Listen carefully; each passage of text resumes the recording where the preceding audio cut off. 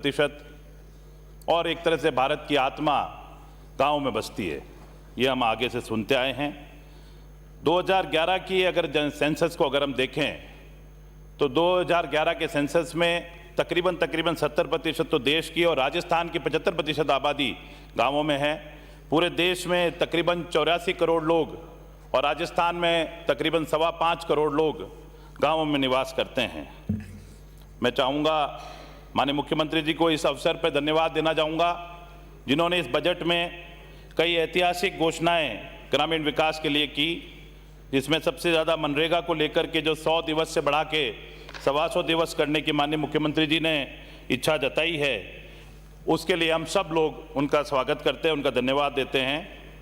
मैं माननीय मुख्यमंत्री जी का इस बात पे भी धन्यवाद दूंगा कि ग्रामीण विकास के लिए बजट जो इस बार है वो 28,000 करोड़ रुपए किया, जो कि पूरे बजट का 10.3% हिस्सा है। दूसरी तरफ माननीय सभापति महोदय, जो केंद्र की सरकार जिसके पास की रूरल डेवलपमेंट का काफ़ी बड़ा बजट होता है, उस बजट के अंदर इस बार पिछले बार के जो रिवाइज्ड एस्टीमेट हैं उसके मुकाबले में करीबन 11% की कमी आई है। 1.38 लाख करोड़ रुपए का इस बार प्रोविज़न रखा है और ये जो प्रोविज़न है, इस प्रोविज़न के पीछे की भी एक पूरी स्टोरी है। माननीय सभापति महोदय, रूरल डेवलपमेंट में 2 सेक्टर्स हैं, एक तो रूरल डेवलपमेंट का पार्ट है और एक लैंड रिसोर्स का पार्ट है। रूरल डेवलपमेंट पे 1,35,000 करोड़ और लैंड डेवलपमेंट पे 2,259 करोड़। इस पूरे आंकड़े को अगर हम निकालते हैं तो 11% की कमी हुई है। जो पार्लियामेंट में स्टैंडिंग कमेटी बनी है रूरल डेवलपमेंट की, उसने भी अपनी रिपोर्ट में कहा है कि ये जो फंड की कमी है, पैसे की कमी है, इससे ग्रामीण इलाके की अर्थव्यवस्था पर असर पड़ेगा और आने वाले समय में इसका सीधा प्रत्यक्ष तौर पे रूरल इलाकों पे असर पड़ेगा। जब मैंने देखा, इस पूरे अध्ययन किया इस चीज़ को कि किस चीज़ में ग्रामीण विकास में फंड कम हुआ है, तो ग्रामीण विकास के जो 11% का डाउनफॉल है, इसका मेजर क्रेडिट या मेजर खामियाजा भुगतना मनरेगा के लोगों को पड़ेगा। तकरीबन 26% की फंड की इसमें कमी की गई है। इसके अलावा भी 2-3 कंपोनेंट्स में और भी कमी की गई है। पीएम आवास में भी 2% की कमी है रिवाइज एस्टीमेट और बजटरी एस्टीमेट्स के बीच में। मैं ये भी कहना चाहूँगा सभापति महोदय कि बार बार केंद्र की सरकार ने इस मनरेगा के बजट को कम करने की कोशिश की, परंतु जब हम 2016-17 से देखते हैं तो जो भी बजटेड एस्टीमेट था उससे वो एक्चुअल एस्टीमेट्स ज़्यादा गए। उसका कारण क्या था, ये समझने की ज़रूरत है कि मनरेगा इस देश की आवश्यकता है। जैसे कि 2016-17 में 38,500 हमारा बजटेड था, एक्चुअल हुआ 48,000। इसको सारे सालों में देखते जा रहे हैं तो 2020-21 में 61,000 हमने बजटेड किया, पर एक्चुअल हुआ 1,11,000। ये फिगर्स खुद अपने आप में अपने कहानी बता रहे हैं कि क्या केंद्र सरकार को करना चाहिए, किस तरह से नरेगा इसका एक फ्लैगशिप प्रोजेक्ट है ग्रामीण विकास का। जहाँ तक पीएम आवास की PMGSY की बात करते हैं तो सेंट्रल गवर्नमेंट के इन फिगर्स में ये भी दिखाई देता है कि PMGSY जैसी योजना में जो भी बजटेड एक्सपेंडिचर था उससे एक्चुअल काफ़ी कम हुआ है। 2020-21 में 30% कम हुआ, 2019-20 में 26% कम हुआ और ये स्वयं दिखाता है कि जो रूरल डेवलपमेंट के पैरामीटर्स है उसमें कितना मनरेगा इंपॉर्टेंट है और अदर पैरामीटर्स की क्या इंपॉर्टेंस है। माननीय सभापति महोदय, रूरल डेवलपमेंट पे फंड क्यों कम हुआ, ये सोचने की ज़रूरत है। सेंट्रल गवर्नमेंट रूरल डेवलपमेंट को अपनी लास्ट प्रायोरिटी का आइटम मान रही है और पूरा दिल्ली की सरकार, केंद्र सरकार का पूरा एजेंडा अमीरों के लिए बजट बनाने का रह गया है। बजट एक तरह से अमीरों के द्वारा अमीरों का एवं अमीरों के लिए बनाया गया है। बजट उन 1% हिंदुस्तानियों के लिए बनाया गया जिनके पास 73% राष्ट्रीय संपदा पर कब्जा है जिनका।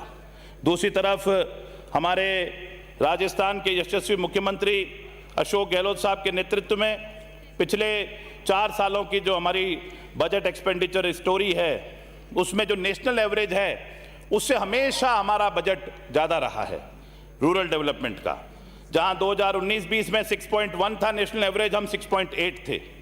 और आपको जान के आश्चर्य होगा कि जैसा केंद्र सरकार कर रही है वैसे ही दूसरे बीजेपी रूल्ड स्टेट्स भी कर रहे हैं। चाहे हरियाणा की ले लें, और चाहे गुजरात की ले लें, तो जहां नेशनल एवरेज 6.1 था 2019-20 में, राजस्थान 6.8 था, गुजरात 3.4 था और हरियाणा 4.9 था।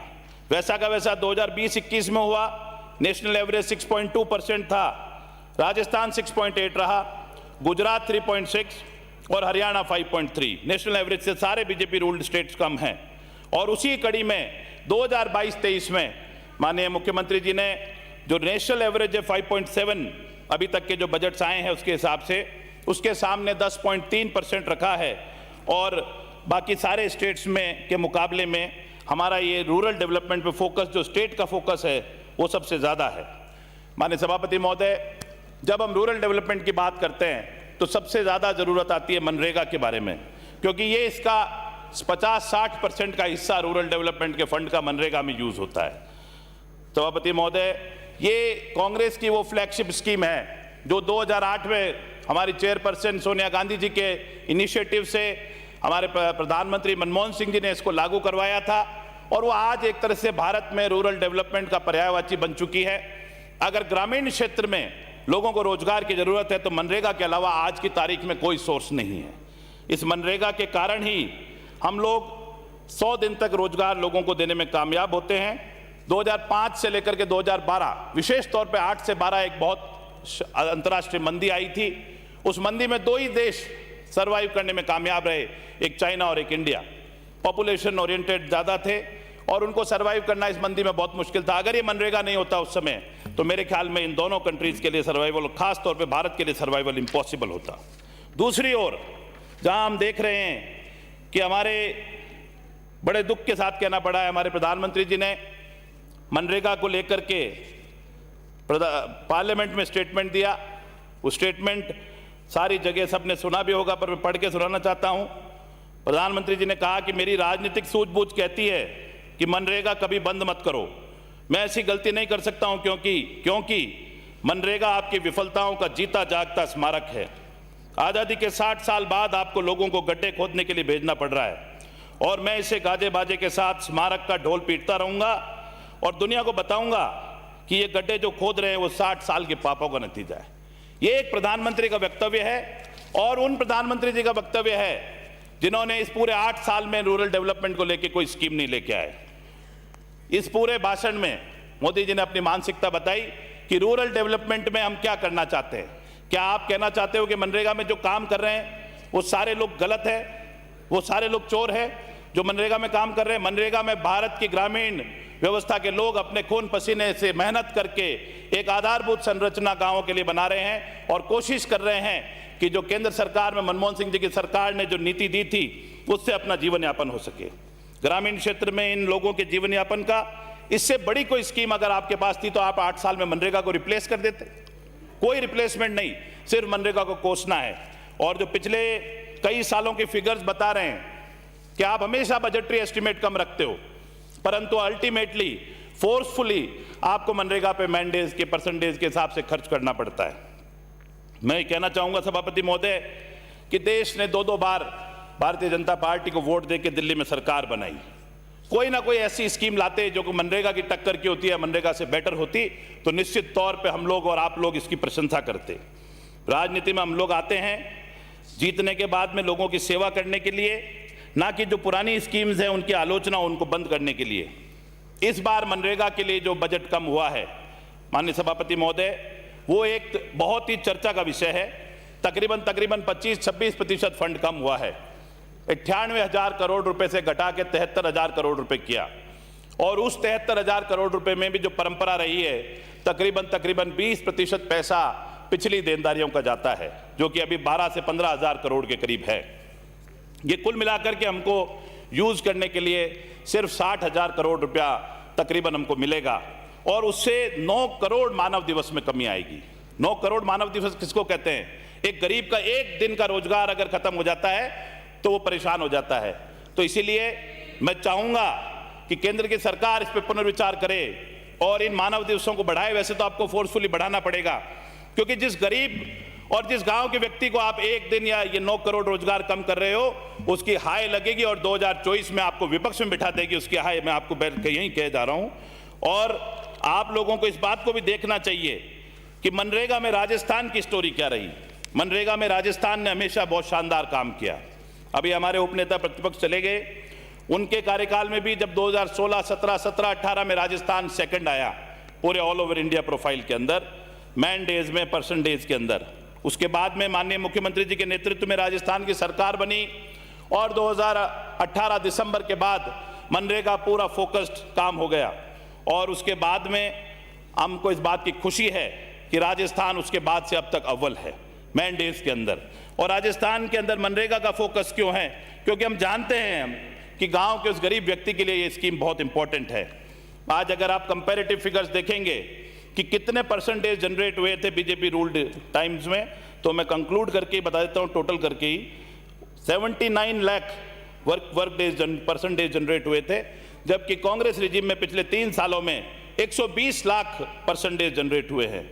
दूसरी तरफ जहां 100 दिन की बात आ रही है कि 100 दिन का रोजगार कितने लोगों को मिल रहा है, तो पिछली सरकार कितनी गंभीर थी वो आपके सामने है कि 12,43,000 लोगों को 100 दिन का रोजगार मिला, जबकि इस 3 साल के शासनकाल में करीबन 34 लाख लोगों को 100 दिन का रोजगार मिला है। माननीय सभापति महोदय, जो एक्सपेंडिचर मनरेगा पे हुआ है वो मनरेगा का एक्सपेंडिचर 16,000 करोड़ पिछले 3 सालों में भाजपारों में हुआ। कांग्रेस की इस 3 साल की सरकार में माननीय मुख्यमंत्री जी के नेतृत्व में 25,000 करोड़ रुपए का इन्वेस्टमेंट हुआ है, मनरेगा के अंदर खर्च हुआ है पैसा। तो कुल मिलाकर के मनरेगा के बारे में आप सब लोग जान ही रहे हैं कि किस तरह से इस स्कीम ने हम लोगों के लिए नीतिगत तौर पे रूरल एरियाज में बहुत मदद की है। हम ये भी जानना चाहेंगे कि पिछले बजटों में और हमारे बजट में, अभी हमारे माननीय सदस्य फुलेरा से आने वाले बोल रहे थे कि हम लोगों ने कई सारी योजनाएं लागू करी, उनके बारे में भी कहूँगा। पिछले 5 सरकार के बजट उठाए 2013 से लेकर के 18 तक के, उसमें सबसे पहले मैंने देखा, जिस क्षेत्र से मैं आता हूँ मगरा क्षेत्र, और इस इलाके में मेवात क्षेत्र, डांग क्षेत्र के लिए भी, इन सब चीज़ों के लिए 300 करोड़ रुपए की घोषणा हुई। वो घोषणा पूरी हुई क्या? आप अपने दिल पे हाथ रख के पूछिए। जनजातीय क्षेत्र के लिए 1,000 करोड़ रुपए की उस बजट में घोषणा हुई, क्या वो घोषणाएं पूरी हुई? मैं तो जिस इलाके से आता हूं उसमें मगरा विकास के नाम पर 300 करोड़ रुपए कहीं दिख ही नहीं रहा है। 2014-15 की घोषणा है। घोषणाएं हम कर लेते हैं सब लोग, ये हम पे भी लागू होती है। राजनीति में जो भी हम घोषणा करें इस पवित्र सदन के अंदर, उसको एक तरह से भगवान मान करके, उस घोषणा को एक तरह से हमारा जनादेश के ऊपर हमारा एक आदेश मान करके हमको उसको पालना करनी चाहिए। 2015-16 में मैंने पढ़ा था, घोषणा हुई मुख्यमंत्री आदर्श ग्राम पंचायत योजना, और एक 50 करोड़ रुपए आपने मटेरियल कंपोनेंट की दी। ये अच्छी घोषणा थी। निश्चित तौर पे मटेरियल कंपोनेंट्स के लिए अलग से पैसा सरकार को देना चाहिए ताकि नरेगा में हम संपत्ति निर्माण कर सकें। 2016-17 की घोषणा मैंने देखी, माननीय सभापति महोदय, मुख्यमंत्री खेल मैदान विकास योजना लिखा है, इसमें 2000 खेल मैदान बनेंगे। कहाँ बने खेल मैदान? कोई विधानसभा क्षेत्र के व्यक्ति बता दे, प्रतिनिधि बता दे। उसकी बजाय इस सरकार में माननीय मुख्यमंत्री जी के नेतृत्व में मेरे विधानसभा क्षेत्र भीम में हमने 35 स्टेडियमों के निर्माण के लिए अभी स्वीकृति जारी हो चुकी है, उसमें काम चालू है। मुक्तिधाम विकास योजना, 1000 शमशान बनाएंगे, कब्रिस्तान बनाएंगे, 100 करोड़ रुपए। पर बना क्या? कोई बना है तो आप अपने सामने प्रोग्रेस रिपोर्ट दूसरे कोई भी सदस्य बोले तो निश्चित तौर बताए। 15,000 की आबादी पे हम एम्बुलेंस, फायर फाइटिंग दे देंगे हम लोग, और अग्निशमन का दे देंगे वाहन।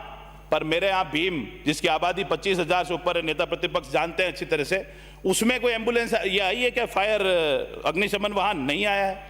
तो जब ये घोषणाएं हम लोग करते हैं, हम सरकार में होते हैं, और उसके बाद में जब हम विपक्ष में आते हैं तो निश्चित तौर पे हम उसके बारे में बोलने लग जाते हैं कि ये घोषणा पूरी नहीं हुई, ये घोषणा पूरी नहीं हुई। इसके अलावा हम सब लोगों ने देखा है कि पिछले कई वर्षों में, जैसे ये स्मार्ट विलेज की बात आई कि स्मार्ट विलेज बनाए, अभी फुलेरा से आने वाले माननीय सदस्य बोल रहे थे कि स्मार्ट विलेज की घोषणा हुई। स्मार्ट विलेज कब हुई घोषणा? माननीय नेता प्रतिपक्ष जानते हैं 2017-18 में घोषणा हुई, और स्मार्ट विलेज का क्या असर हुआ? जैसा स्मार्ट शहर का हो रहा है वैसा ही असर स्मार्ट विलेज का हो रहा है। हम लोग, मैंने राजेंद्र राठौड़ साहब की स्पीच देखी थी एज अ पंचायत राज और रूरल डेवलपमेंट मिनिस्टर, जिसमें उन्होंने लिखा है, उन्होंने बोला था कि हम 3000 की आबादी तक के 3171 गाँवों को स्मार्ट विलेज के रूप में राजस्थान में बताएंगे। उसमें क्या क्या होगा? पशु चिकित्सा होगी, दुग्ध उत्पादन होगी, चारागाह समिति होगी, वाईफाई होगा, ये तमाम चीज़ें हैं। हम कुछ नहीं कर पाए। राजनीति में घोषणा करने से ज़्यादा उसको इम्प्लीमेंट करना है, वो चाहे आप पे और हमारे पे सब पे लागू होती है बात। और इस चीज़ को हमको गंभीरता से देखना चाहिए। उसी बजट में ये कहा गया 300 ग्राम पंचायतों को भी हम स्मार्ट विलेज में घोषित करेंगे, डांग, मगरा और मेवात की, वो भी नहीं हुई। 3000 के ऊपर की आबादी के मेरे यहाँ तो 4-5 विलेज मुझे याद है, बरजाल हुआ, बरार हुआ, दिवेर हुआ, ये तमाम गांव हमारे उसमें किसी भी सूरत में शामिल ही नहीं हुए। कोई गांव इसमें शामिल नहीं हुआ। 2018-19 में भी कई तरह की इस तरह की घोषणाएं हुई। घोषणाएं करना बहुत आसान है, पर उनको पूरा करना पे हमारा फोकस रहना चाहिए। मैं ये कहना चाहूँगा माननीय सभापति महोदय कि जिस तरीके से MLA लेड, जो कि रूरल डेवलपमेंट का हिस्सा है, ये भी MLA लेड को लेकर के आप तमाम सदस्यों ने और हम सब लोगों ने मिलकर के माननीय मुख्यमंत्री जी से मांग करी थी, और एक विधायक को एक सांसद के बराबर 5 करोड़ रुपए माननीय मुख्यमंत्री जी ने दिया। उसके लिए हम उनका आभार व्यक्त करते हैं दिल की गहराई से, और फ्लोर ऑफ द हाउस पे उसकी घोषणा करी। और दूसरी तरफ जो MPs हैं, उनकी स्थिति आप देख लीजिए। आपके MPs को भी वहाँ जाकर के दिल्ली में मांग करनी चाहिए कि भाई हमारा 5 करोड़ से बढ़ा के कम से कम 10 करोड़ 15 करोड़ कुछ ना कुछ तो बढ़े, पर कोई बोलने वाला नहीं है। MPs के गांव गोद लेने की घोषणा हुई, जैसे स्मार्ट विलेज, स्मार्ट सिटी, वैसे ही गांव गोद लेने की। क्या हुआ उन गांव गोद लेने वाले का? मेरे विधानसभा क्षेत्र में तो किसी तरह का कोई भी गांव ऐसा दिखाई नहीं देता जो MPs ने गोद लिया हो किसी ने। दिशा के लिए क्या हो रहा है? दिशा की एक अच्छा स्कीम थी, प्रधानमंत्री जी का एक अच्छा था कि MP अपने इलाके में जाए, अपने वहाँ पे डिस्ट्रिक्ट एडमिनिस्ट्रेशन बैठ के सेंट्रल गवर्नमेंट की स्कीम्स को रिव्यू करे। कितने MPs ने कितना रिव्यू किया और उस रिव्यू करने के बाद में उसका क्या परिणाम निकला, ये भी ग्रामीण विकास का एक पार्ट है, इसमें कुछ नहीं हो पाया। नरेगा का जब बजट कम हुआ तो हम सब लोग उम्मीद कर रहे थे कि कोई ना कोई MP तो बोलेगा, पर शायद बोलने के अलाउड नहीं है। पार्टी विद अ डिफरेंस में बोलना मना है, और इसीलिए शायद कोई 25 में से कोई MP नहीं बोला। और आज हालात ये है कि इसका सीधा असर हमारे आने वाले दिनों में हमारी रूरल इकोनॉमी पर होगा। मैं माननीय सभापति महोदय कुछ सजेशंस देना चाहूँगा माननीय मंत्री महोदय को, जिससे कि हम लोग भी अब सत्ता में हैं और आने वाले समय में लोग हमारे पर उम्मीद लगा के बैठे हैं कि क्या क्या हम लोग सुधार करेंगे। एक तो माननीय सभापति महोदय मैं चाहूँगा कि हमारे जो रेवेन्यू विलेज वाइज नरेगा का स्प्रेड हो, इसको गंभीरता से फॉलो किया जाए। माननीय मंत्री महोदय मैं चाहूँगा कि अगर आप सुनेंगे इस बात को अच्छे तरीके से तो लागू हो पाएगी। मंत्री महोदय आप हमारी बात सुन लोगे तो कुछ इम्प्लीमेंट हो पाएगा, क्योंकि जिस कुर्सी पे आप बैठे हो उस पर बहुत सीनियर लोग बैठे हैं और आपसे कुछ उम्मीद कर रहे हैं, राजस्थान के लोग भी और हम सब लोग। रेवेन्यू विलेज वाइज नरेगा का इम्प्लीमेंटेशन किया जाए, और जो मिनिमम वेज है वो भी 225 रुपये की जाए नरेगा के अंदर। इसके ऊपर भी हम लोग काम करें। वेज स्लिप्स जो साइन होती है वो मजमे आम हो। उसके अलावा मेट्स को जो रोटेशन का तो है ही, हमारे लो कॉस्ट स्टेडियम्स, एक बांसवाड़ा या डूंगरपुर जिले में एक लो कॉस्ट में एक स्टेडियम बना, ये युवाओं के लिए एक बहुत बड़ा एक आकर्षण रहेगा। अगर हम नरेगा से कुछ स्टेडियम्स के बारे में टारगेट करके कर पाए। हमारे जितने भी शमशान घाट और स्कूल्स हैं वो ज़्यादातर बाउंड्री रहित हैं, बाउंड्रीज नहीं है उसमें। इसमें कहीं ना कहीं कन्वर्जन से लें या कोई भी तरीके से हम ग्रामीण विकास के अंदर ये काम कर पाएंगे कि जो अंतिम यात्रा के लिए शव यात्रा पहुंचती है शमशान घाट में, तो उस पर जाने का रास्ता एक तो CC ब्लॉक से हो, और उस शमशान घाट की दशा ऐसी तो हो कि वहाँ हमको शर्मिंदगी महसूस नहीं करनी पड़े, चाहे कितनी भी सरकार इधर की रही हो यहाँ की रही हो। उसको सुधारने का काम हमको निश्चित तौर पे करना चाहिए। एक एम्बुलेंसेज के ऑपरेशन को लेकर के हम सब माननीय सदस्यों ने कहीं ना कहीं कोरोना में या उसके आगे पीछे अपनी एम्बुलेंस को दिया होगा अपनी तरफ से MLA फंड से।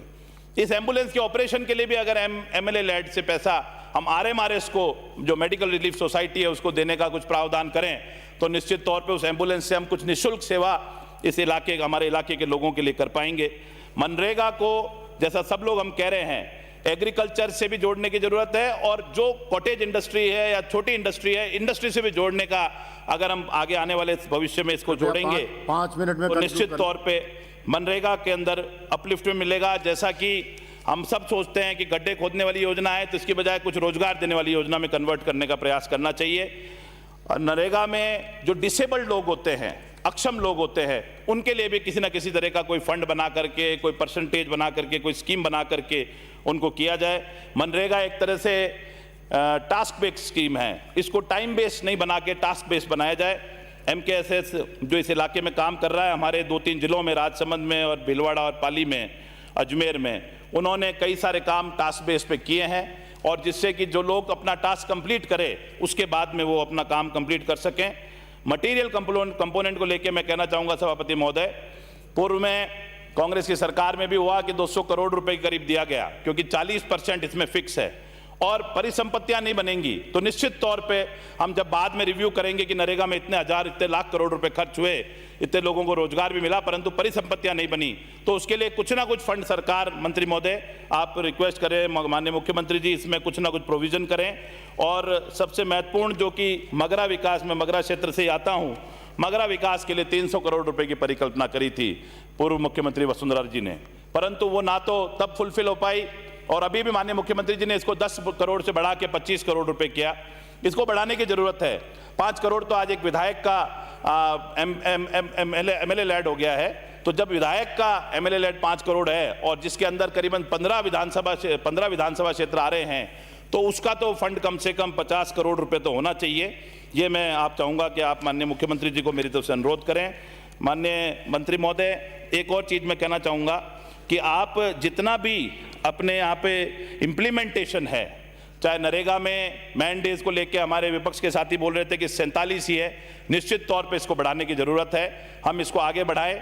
और परंतु ऑल इंडिया एवरेज भी मैं आपकी जानकारी के लिए कहना चाहूँगा 45 है % पर पर्सन, तो इसको बढ़ाने की हमको ज़रूरत है। थोड़ा ग्रामीण विकास के ऊपर आप पूरा फोकस करें और अच्छे तरीके से इस विभाग को चलाएं, ताकि आने वाले समय में इस ग्रामीण क्षेत्र की जनता का भला हो सके और हम राजस्थान में कुछ अच्छा कर सकें। धन्यवाद। जय हिंद। श्री पुष्पेंद्र सिंह राणौत जी।